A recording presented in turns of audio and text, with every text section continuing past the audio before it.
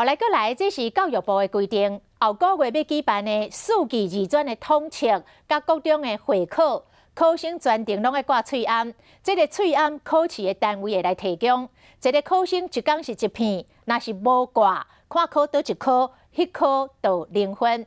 嘛无要开放予家长来陪考。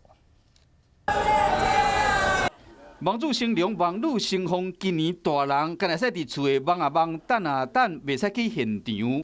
因为疫情关系，5月份要举行的各种会考甲4技2专的统测，大人拢袂使陪考，由学校组成考场服务来代替。因为考试你都要家己来，所以讲教育部宣布考试若无挂喙罨的就无分。喙罨由7务单位提供，考生一工一个人一片。有各中顶礼拜就开始要求囡仔挂喙罨上课，先适应一下。虽然有老师咧巡。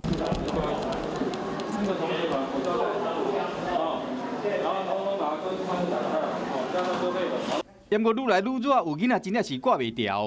所以一直讲课，所以就会有纱布再一层，所以有3层。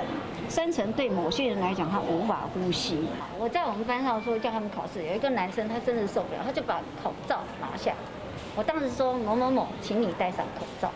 他那个脸上的表情就是，我戴口罩我就没办法呼吸。